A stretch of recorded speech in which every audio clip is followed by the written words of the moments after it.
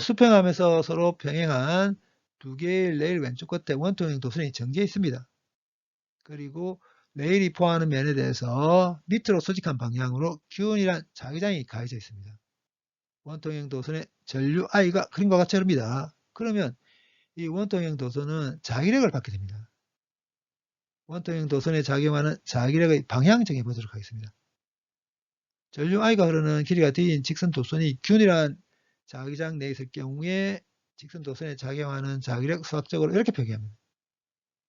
근데 여기 있는 D라는 벡터가 뭐냐면 길이가 D인 직선 도선의 길이 벡터입니다. 이 길이 벡터의 방향, 전류가 흐르는 방향을 선택합니다. 길이 벡터와 자기장 벡터의 벡터 곱 읽을 때 어떻게 읽냐면 D 크로스 B 이렇게 읽습니다. 전류 스칼라형이죠. 그렇기 때문에 자기력의 방향은 D 크로스 B에서 나온 벡터의 방향에 의해서 결정됩니다. 원통형 도선에 작용하는 자기력의 방향을 정하기 위해서 이렇게 쳐다본 상황에 대해서 D 크로스 B에서 나온 벡터의 방향 정해보도록 하겠습니다. 이렇게 쳐다보게 되면 전류는 튀어나오는 것을 볼 겁니다. 어떤 면에 대해서 수직하게 튀어나온 방향을 표기할 때 점을 찍어서 표기합니다. 전류 이렇게 튀어나온 것을 볼 거고, 그 다음에 자기장은 전류가 수직하게 튀어나온 방향에 대해서 자기장 밑으로 또 수직합니다. D 크로스 B에서 나온 벡터의 방향 정합니다. D가 앞에 있고 B가 뒤에 있습니다. 그리고 이 길이 벡터의 방향, 전류가 흐르는 방향을 선택합니다. 오른손을 펴니다. 오른손을 펴는데 오른손 손가락을 D 크로스 B에서 앞에 있는 이 길이 벡터가 향하는 방향, 그러니까 전류 방향이 되도록 오른손의 엄지손가락을 제외한 나머지 네 손가락을 펴니다.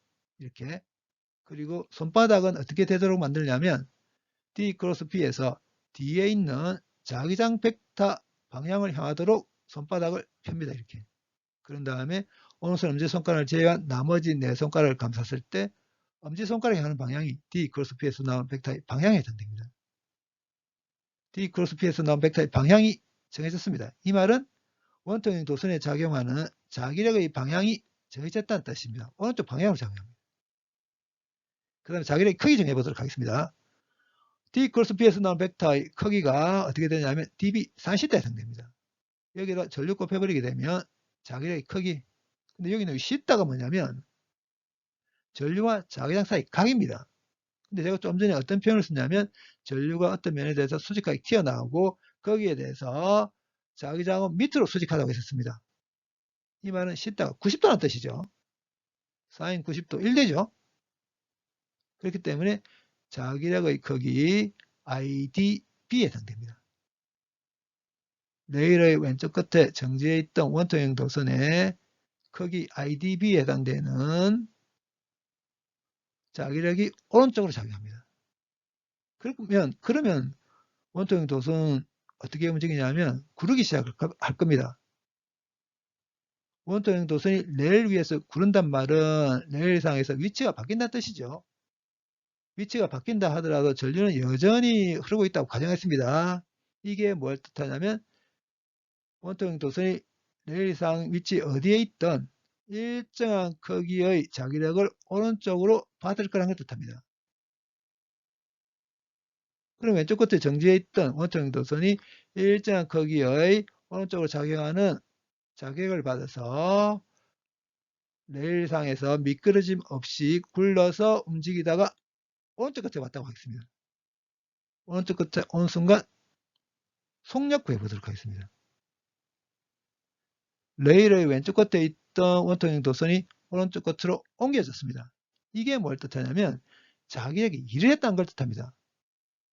자기력의 작용 방향과 원통형 도선이 옮겨진 방향이 똑같죠. 이럴 경우에 자기력이 한 일은 바로 이렇게 FB 델타 X 이렇게 바로 써버리면 됩니다. 근데 이 델타 X가 뭐에 해당되냐면 레일의 길이에 해당되죠. 그리고 자기력의 크기가 어떻게 되는지 알고 있죠.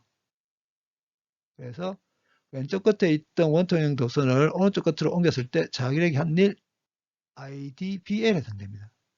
그런데 일을 해주게 되면 어떤 일이 생기냐면 일을 해준 만큼의 에너지가 이동합니다. 그래서 일을 함으로 해서 전달한 에너지 양이 이만큼이라는 뜻입니다. 그럼 에너지를 전달하게 되게 되면 에너지 중에 일부분은 운동에너지의 변화로 일부분은 위치 에너지의 변화로 나타나게 될 텐데 지금 상황에서는 원통형 도선의 높이의 변화가 없죠. 결국 일을 함으로써 전달한 에너지는 싹 다 운동에너지의 변화로 나타나게 될 겁니다. 근데 원통형 도선이 처음에 레일의 왼쪽 끝에서 정지해 있다고 했었으니까 이게 0이죠. 운동에너지의 변화량은 원통형 도선이 오른쪽 끝에 왔을 때 갖는 운동에너지가 운동에너지 변화량일 겁니다.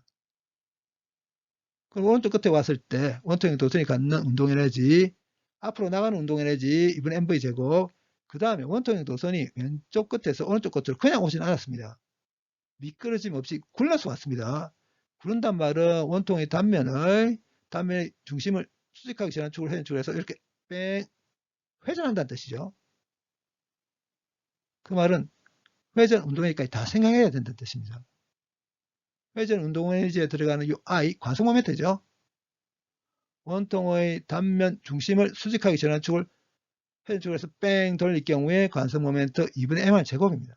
그리고 원통은 미끄러짐 없이 굴러서 움직입니다. 원통이 앞으로 나가는 속력은 원통의 가장자리가 얼마만큼 빠르게 회전하는가에서 결정되게 될 겁니다. 그럼 원통의 가장자리가 얼마만큼 빠르게 회전하는가를 정하려면 각 속력에다가 반지를 곱해버리면 되거든요. 그래서 이 두 개가 같을 때 구를 조건입니다. 그럼 회전 운동 에너지 관성 모멘트 2분의 mr 제곱 집어넣고 구를 조건으로부터 오메가는 r분의 v 해서 정리해보게 되면 회전 운동 에너지 4분의 mv 제곱으로 표기할 수 있습니다. 결국은 자기력이 해준 일의 양은 요 두 개 합과 같아야 됩니다. 해보게 되면 4분의 3 mv 제곱이 되게 되거든요. 그래서 v 구해보게 되면 이렇게 주어지게 됩니다.